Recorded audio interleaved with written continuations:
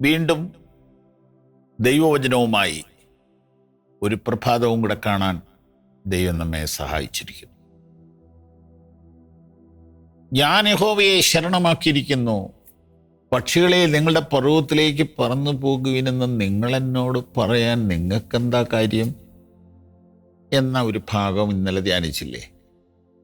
അതിൻ്റെ ആകത്തുക ഇതാണ്: മറ്റുള്ളവരുടെ കമൻ്റാണ് ഇവിടുത്തെ പ്രശ്നം. മറ്റുള്ളവരുടെ കമൻ്റാണ് അവിടുത്തെ പ്രശ്നം, അല്ലേ? അങ്ങനെ വേറൊരാളുടെ കാര്യത്തിൽ കമൻ്റ് പറയാൻ നല്ല ഉത്സാഹ പലർക്കും. എനിക്കിപ്പോൾ ഇങ്ങനെ ഒരു ചെറിയ കാർ അപകടം ഉണ്ടായി, ഇങ്ങനെ കാലിന് പ്രയാസം വന്നല്ലോ. എന്നും വിവിധതരം ചികിത്സകൾ ആളുകൾ പറഞ്ഞുകൊണ്ടിരിക്കുക. അത് ചെയ്യാൻ മേലായിരുന്നു, ഇത് ചെയ്യാൻ മേലായിരുന്നു, മറ്റേ പുള്ളി ഒന്ന് കാണിക്കാൻ മേലായിരുന്നു. അപ്പോൾ വേറൊരാളെ ഇങ്ങനെ ഡയറക്റ്റ് ചെയ്യാനായിട്ട് ഭയങ്കര താല്പര്യമുള്ള മനുഷ്യരുണ്ട്. എന്നാൽ അത് പറയുകയോ പറയാതിരിക്കുക ചെയ്യട്ടെ.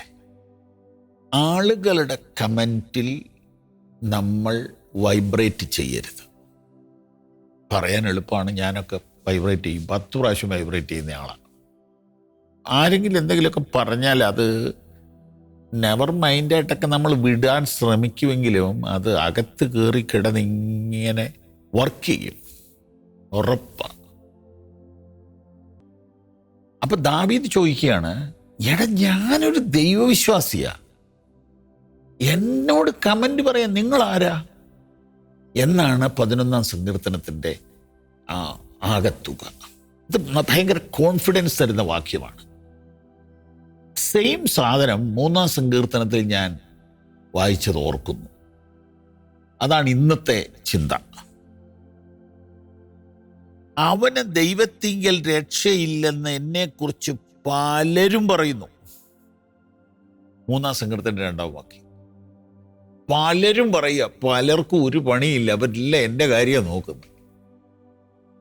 പലരും പറയുക, എന്താ പറയുന്നേ? അവനെങ്ങനെ രക്ഷപ്പെടുകയല്ല നീ.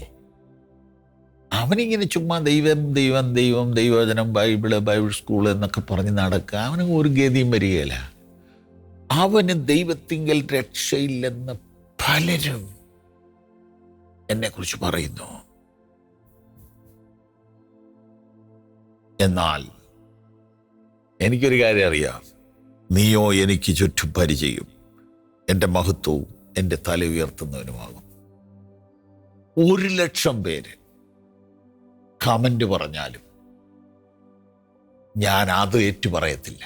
ഞാൻ പറയുന്നത് ഇതാണ്: എൻ്റെ ദൈവം എനിക്ക് ചുറ്റും പരിചയമാണ്. ചുറ്റും പരിചയമുള്ള ആരിലുണ്ടോ? ഒരു പടയാളിക്ക് ഒരു പരിചയമുള്ളൂ. ഫ്രണ്ടിൽ നിന്ന് വന്നാൽ തടയാം, ബാക്കിൽ നിന്ന് വന്നാൽ തടയാനൊന്നും പറ്റിയല്ല.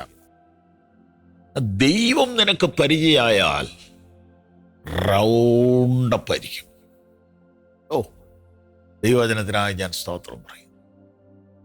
ആളുകളുടെ കമൻറ്റിൽ തളരാതിരിക്കാൻ വേണ്ടി ദാവീദ് സ്വയം പറയുകയാണ്, നമുക്കങ്ങനെ ഇന്നൊന്ന് പറയാം: എൻ്റെ ദൈവമേ, നീ എനിക്ക് ചുറ്റും പരിചയമാണ്, നീ എൻ്റെ മഹത്വമാണ്, നീ എൻ്റെ തല ഉയർത്തുന്നവനാണ്.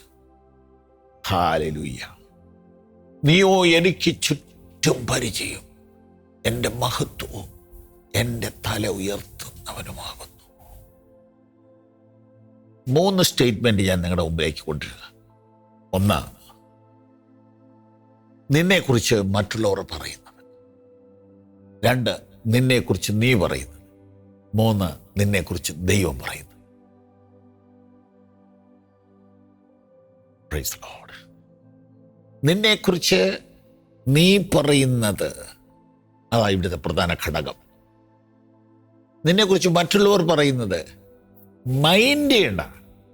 നിന്നെക്കുറിച്ച് ദൈവം പറയുന്നത് നീ അറിയണം, നീ ആരായണം, നീ വിശ്വസിക്കണം, അത് നീ ഏറ്റുപറയണം. നിന്നെക്കുറിച്ച് ദൈവം എന്നാ പറഞ്ഞിരിക്കുന്നത്? വായിച്ചിട്ടുണ്ടല്ലേ അറിയുള്ളൂ, അല്ലേ? നീ എനിക്ക് വിലയേറിയവനും മാന്യനുമാണ്. ദൈവം പറഞ്ഞിട്ടുണ്ടോ? ഉണ്ട്.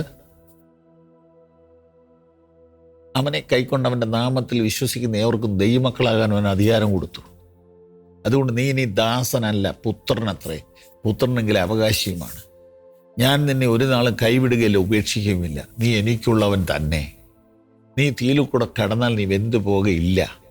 നീ നദിയിൽ കൂടെ കടക്കുമ്പോൾ